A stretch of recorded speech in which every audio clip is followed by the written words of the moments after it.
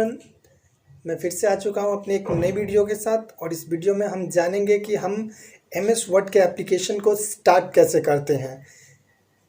Start button के help से सभी स्टार्ट कर लेते हैं। वो मैनुअल तरीका है जो हर किसी को आता है और आज मैं आप लोग को एक नया तरीका बताने जा रहा हूं जो कीबोर्ड के हेल्प से हम स्टार्ट करेंगे इसको। और साथ ही हम जानेंगे कि MS वर्ड के एप्लीकेशन जब स्टार्ट होता है तो उसके होम स्क्रीन में क्या क्या कंपोनेंट्स होते हैं। यानी कि हम आज इसमें सीखेंगे कि कितने कंपोनेंट्स होते हैं और किस किस कंपोनेंट्स का क्या यूज होता है। उसके अलावा कुछ और चीज़ें हम जानेंगे। चलिए शुरू करते हैं आज के वीडियो। तो let's get set and go. Hello friends, जैसा कि आप देख सकते हो कि मैं अब आ चुका हूं अपने कंप्यूटर स्क्रीन पे और अब मैं ज़्यादा वक्त को बर्बाद ना करते हुए मैं आपको बताता हूं कि हम कैसे MS वर्ड के एप्लीकेशन को स्टार्ट कर सकते हैं।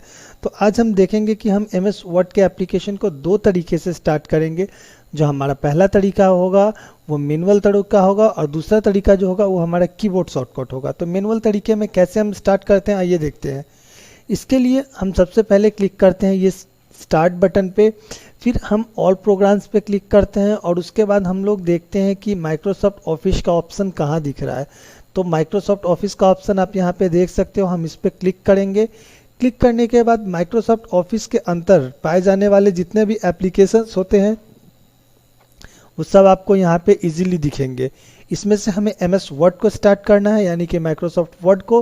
तो हम माइक्रोसॉफ्ट वर्ड के ऑप्शन पे क्लिक करेंगे और जैसे ही क्लिक करेंगे आप देख सकते हो कि कंप्यूटर स्क्रीन पे कि वर्ड यहाँ पे स्टार्ट हो चुका है। तो फ्रेंड्स ये हमारा पहला तरीका था। अब हम इसको वापस से क्लोज कर देते हैं और देखते हैं कि हमारा कीबोर्ड शॉर्टकट कैसे काम करता है। तो कीबोर्ड शॉर्टकट के लिए हमें कुछ नहीं करना है, बस सिंपली कीबोर्ड से विंडोज़ की और R को एक साथ दबा देना है। आप देख सकते हो यहाँ पे एक छोटी सी पॉपअप ओपन हो गई है। इस पॉपअप में हमें सेलेक्ट करना है, मेरा मतलब है कि टाइप करना है। एक छोटी सी की होती है उसको टाइप करना है जिससे कि आपका MS वर्ड एकदम आसानी से और तुरंत स्टार्ट हो जाएगा।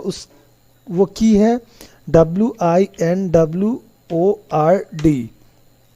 इसको हम एक की बोलते हैं जिसके जरिए हम MS वर्ड को शॉर्टकट तरीके से स्टार्ट कर सकते हैं। इतना टाइप करने के बाद या तो आप ओके पे क्लिक कर सकते हो या फिर कीबोर्ड के हेल्प से एंटर करोगे। जैसे एंटर करोगे आप यहाँ पे देखो MS वर्ड स्टार्ट हो चुका है। एक बार जब MS वर्ड स्टार्ट हो, अब क्लियर देख सकते हो कि हम अब आ चुके हैं हमारे वर्ड के एप्लीकेशन पे। ओपन हो चुका है और हम यहाँ पे देख रहे हैं कि हमारा जो एप्लीकेशन है वो कुछ पार्ट्स में मैंने इसको बांट दिया है। अब क्लियरली यहाँ पे देख सकते हो कई सारे पार्ट्स में बांट दिया है। तो चलिए पहले पार्ट्स के बारे में हम देखते हैं। तो पहला पार्ट जो सबसे ऊपर का लाइन है इसमें मैंने देख सकते हो आपकी 1 2 3 और 4 पार्ट्स बनाए हैं। इस सारों को अगर एक साथ कोई नाम दिया जाए तो इनका नाम टाइटल बार होगा, लेकिन इसको मैंने कुछ पार्ट्स में तोड़ दिया ताकि आपको बेहतर समझ में आ सके। तो सबसे पहला जो पार्ट मैंने यहाँ पे बनाया है ये छोटी सी बॉक्स आप देख सकते हो, इसका नाम है ऑफिस बटन। अगर आपने जो MS वर्ड का एप्लीकेशन ओपन किया उसको खुलने में कोई दिक्कत हो रही है या फिर टाइप करते करते रुक जा रहा है या फिर कोई ऑप्शन नहीं काम कर रहा है तो इस चीज़ की अगर सेटिंग करनी हो तो आप इस जगह से उसकी सेटिंग सही कर सकते हो।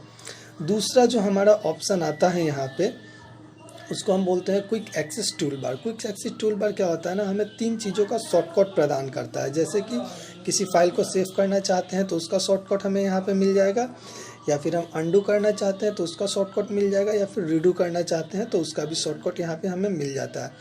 तीसरा पार्ट जो आता है वो इसका मेन पार्ट होता है जो इसका मुख्य काम करता है, यानी कि ये टाइटल दर्शाने का काम करता है। अगर आप MS वर्ड के एप्लीकेशन पे काम कर रहे हो और आपने अपने डॉक्यूमेंट को सेव करा है तो सेव किया है तो उसका नाम भी कहीं आपको दिखना चाहिए आपके डॉक्यूमेंट में। तो वो नाम आपको इस जगह पे दिखेगा ऊपर के पार्ट के बीच में, बीच वाले सेक्शन में, यानी कि टाइटल बार के सेक्शन में दिखेगा। तो ये जो टाइटल बार इसलिए कहलाता है क्योंकि हमारा जो डॉक्यूमेंट का नाम होता है यहीं दिखता है। अगर आपने किसी नाम से सेव किया है तो नाम आपको यहाँ दिखेगा और किसी नाम से सेव नहीं करा है तो यहाँ पे आपको डॉक्यूमेंट 1 लिखा हुआ नज़र आएगा। तो पहले पार्ट का चौथा और आखिरी सेक्शन जो है वो है हमारा कंट्रोल मेन्यू। कंट्रोल मेन्यू का क्या काम होता है? कंट्रोल मेन्यू का यह काम होता है कि जैसे हम वर्ड के एप्लीकेशन को बंद करना चाहते हैं तो ये क्रॉस वाले बटन पे क्लिक कर देंगे, वो बंद हो जाएगा। अगर ये स्क्रीन बड़ा है, हम इसको छोटा करके नीचे सेट करना चाहते हैं तो यहाँ पे मिनिमाइज ऑप्शन होता है, वो नीचे जाके एकदम नीचे सेट हो जाएगा। दूसरा है हमारा मैक्सिमाइज ऑप्शन। मैक्सिमाइज पे जैसे क्लिक करेंगे तो जिसको हमने छोटा करा था एकदम नीचे, वो वापस से मैक्सिमाइज होकर पूरे स्क्रीन में वो सेट हो जाता है। तो ये था हमारा पहला पार्ट, टाइटल मेनू और उसके कंटेंट। दूसरा हमारा है मेन्यू बार, जिसको मैंने पीले में घेर के रखा है, आप यहाँ पे इजीली देख सकते हो। मेन्यू बार है ना, ये तीर आ रहा है ना यहाँ पे मेन्यू बार का। तो मेन्यू बार इसलिए कहा जाता है क्योंकि इसमें हमारे एप्लीकेशन को फॉर्मेट करने का, मतलब डॉक्यूमेंट को फॉर्मेट करने का सारा कुछ यहीं पे मेन्यूज़ में अवेलेबल होता है। तो सबसे पहला हमारा जो मेन्यू होता है वो होता है फाइल मेन्यू। उसके बाद दूसरा मेन्यू आता है हमारा होम मेन्यू, फिर आता है हमारा इंसर्ट मेन्यू, फिर आता है पेज लेआउट मेन्यू, फिर आता है मेलिंग मेन्यू, फिर आता है रिव्यू मेन्यू, उसके बाद आता है रेफरेंस मेन्यू, उसके बाद आता है व्यू मेन्यू। तो ये सारे मेन्यूज़ अवेलेबल होते हैं जहाँ पे मौजूद होते हैं जिस लाइन में, उस लाइन को हम लोग कहते हैं मेन्यू बार। ठीक है। फिर हमारा जो तीसरा पार्ट आता है इस वर्ड के एप्लीकेशन का, वो होता है टूल बार। आप यहाँ पे आराम से देख सकते हो कि इस टूल बार के ऑप्शन को मैंने कुछ पार्ट्स में बांट दिया है। यहाँ पे 1 पार्ट, 2 पार्ट, 3 पार्ट और 4 पार्ट में बांटा है। तो पहला जो हरा वाला बॉक्स जो है हमारा, इसको हम लोग कहते हैं क्लिपबोर्ड ऑप्शन, क्लिपबोर्ड रिबन कहते हैं इसको। क्लिपबोर्ड रिबन जैसे आपने क्विक एक्सेस टूल बार में देखा था ना, क्विक एक्सेस टूल बार में आपने देखा कि यहाँ पे 3 चीज़ों का शॉर्टकट है। सिमिलरली उसी तरह यहाँ पे भी आप देखोगे कि यहाँ पे भी कुछ चीज़ों का शॉर्टकट बना हुआ है। कहने का मतलब कि यहाँ पे भी 3 चीज़ों का शॉर्टकट होता है। जैसे कि आप यहाँ पे देख सकते हो, सबसे पहला किसी चीज़ को कॉपी करना चाहते हो तो कॉपी का शॉर्टकट है, यहाँ पे पेस्ट करना चाहते हो तो पेस्ट का शॉर्टकट है, या फिर उसको कट करना चाहते हो तो कट का शॉर्टकट, कट एंड मूव का शॉर्टकट भी यहाँ पे अवेलेबल होता है। तो इस क्विक एक्सेस ये क्लिपबोर्ड है, ये टूल बार का सबसे पहला सेक्शन है और इसको हम कहते हैं क्लिपबोर्ड। टूल बार का जो दूसरा सेक्शन है वो यहाँ पे है। ये काफ़ी महत्वपूर्ण सेक्शन होता है। इसी के ज़रिए हम अपने वर्ड के डॉक्यूमेंट को बहुत ज़्यादा अट्रैक्टिव, बहुत ज़्यादा अच्छा और डेकोरेटेड, सजावटी ढंग से रिप्रेजेंट कर पाते हैं। तो ये जो सेक्शन है इसको हम लोग कहते हैं फॉन्ट फॉर्मेटिंग रिबन। इसको हम दूसरे शब्दों में फॉन्ट ग्रुप भी कह सकते हैं। इसमें जैसे कि आपने अपना नाम लिखा है या फिर कोई वर्ड लिखा है या फिर एक पूरा सेंटेंस यानी कि पूरा एक लाइन लिखा है, तो उस लाइन का टेक्स्ट को बड़ा छोटा करना, उस लाइन में जो भी आपने टाइप किया है उसका कलर चेंज करना, वो अगर पतला लिखा है तो मोटा करना, अगर आपने उसको सिंपल राइटिंग में लिख दिया है तो उसका फ़ॉन्ट चेंज करके कर्सिव में बनाना, कर्सिव से किसी और डिज़ाइन में उसको चेंज करना, सारा कुछ आपको इसी के अंतर्गत करना है। ये सारी फैसिलिटी आपको यही फॉन्ट फॉर्मेटिंग रिबन यानी कि फॉन्ट ग्रुप में मिलेगा। फिर उसके बाद हमारा आता है यहाँ पे पैराग्राफ फॉर्मेटिंग रिबन यानी कि paragraph group. Paragraph formatting ribbon में क्या देखने को हमें मिलता है यहाँ पे कि आप जैसे 4-5 लाइन लिख दिए तो वो मिला के एक पैराग्राफ बन जाता है ना।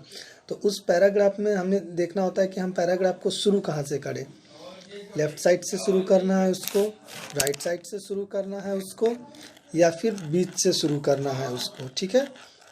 तो ये सारा चीज़ किसके मदद से करते हैं, पैराग्राफ फॉर्मेटिंग में। और एक बात होती है कि पहले लाइन से दूसरे लाइन के बीच में दूरी कितनी हो, दूसरे से तीसरी लाइन के बीच में दूरी कितनी हो। हम क्या चाहते हैं ना कि हमारा जो डॉक्यूमेंट है उस डॉक्यूमेंट में कम से कम लाइंस को हम यूज करें, कम से कम दूरी को यूज करें, ताकि हमारे डॉक्यूमेंट में ज़्यादा से ज़्यादा टेक्स्ट आ सके और हम एक पेज में ही हमारा सारा काम हो जाए, ताकि उसको हमको प्रिंट करके कहीं सेंड करने में आसानी हो।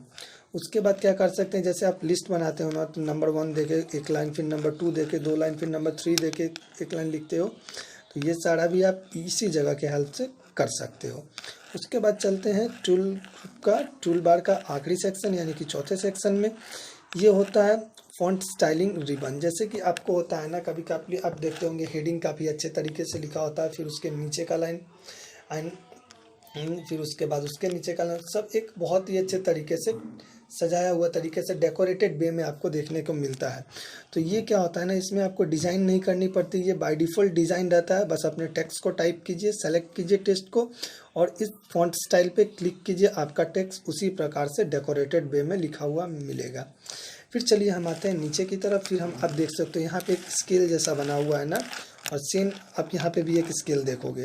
तो इन स्केल का क्या काम आता है, आप लोगों ने जब अपने कॉपी में लिखते हैं तो उसके पेज के दाहिने तरफ, बाएं तरफ, ऊपर और नीचे थोड़ी थोड़ी जगह छोड़ते हैं ना, जिसको मार्जिन बोलते हैं हम लोग, वो मार्जिन सेट करने के लिए इसी स्केल का यूज करते हैं हम लोग। देख सकते हो ये स्केल में यहाँ यहाँ यहाँ और नीचे की तरफ भी थोड़ा थोड़ा जगह ब्लू करके छोड़ा हुआ है, यानी कि इसके इधर टेक्स्ट नहीं आ सकता। तो ये पेज में चौथाई मैनेज करना यानी कि मार्जिन को सेट करने में ये काम आता है। उसके बाद आप इस तरफ देखोगे आप तो यहाँ पे एक स्क्रॉल बार बना हुआ है, यानी कि पेज को ऊपर नीचे करना हो, कभी ऊपर लिख लिए तो नीचे की तरफ बढ़ना है, या फिर नीचे तक लिख चुके हैं ऊपर जाके कुछ चेक करना है या कुछ मिलाना है, तो इसी स्क्रॉल बार के हेल्प से हम पेज को अप डाउन स्लाइड करते हैं, स्क्रॉल करते हैं। और सेम ऐसा एक स्लाइडर आपको यहाँ पे भी मिलता है, जिसके जरिए आप दाहिने बाएं पेज को स्लाइड कर सकते हो, स्क्रॉल कर सकते हो। इसके जो एक और ऑप्शन आता है, इसका एक और पार्ट है, वो है यहाँ पे स्टेटस बार। स्टेटस बार में चलिए आप अपने वर्ड पे काम कर रहे थे एप्लीकेशन में, कई बार होता है हम 2 4 10 12 15 20 पेजेस पे लिखते हैं, तो कभी कभी हमको जानना होता है कि हमने कितने पेजेस में काम किया है इस डॉक्यूमेंट में, तो वो आपका पेज का नंबर यहाँ पे दिख जाएगा। पेज के नंबर दिखने के साथ साथ आपको यहाँ पे क्या कहते हैं उसको, कितने वर्ड आपने, मान लो 20 पेज में आपने काम करा तो 20 पेज में आपने कितने वर्ड को टाइप किया है, वो सारा चीज़ भी आपको इस स्टेटस बार में आराम से दिख जाएगा। फिर आता है व्यू ऑप्शन।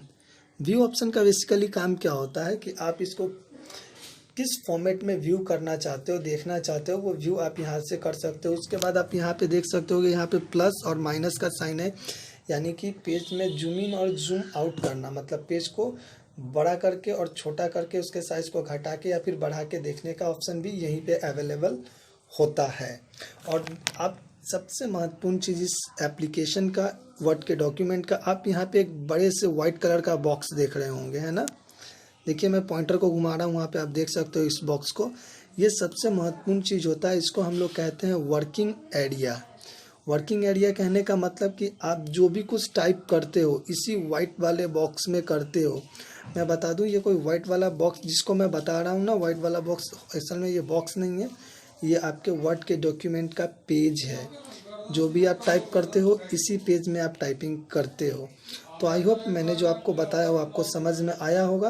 अगर समझ में आ गया है तो आप मेरे चैनल को लाइक करें, शेयर करें और इसे सब्सक्राइब करना तो बिल्कुल ना भूलें। और हाँ, आपको अगर किसी और चीज़ की जानकारी चाहिए या फिर इसी से रिलेटेड कोई और जानकारी चाहिए तो आप कमेंट सेक्शन में जाएं, कमेंट करके मुझे बताएं, ताकि मैं आपको और बेहतर से बेहतर तरीके से समझा सकूं। Thank you.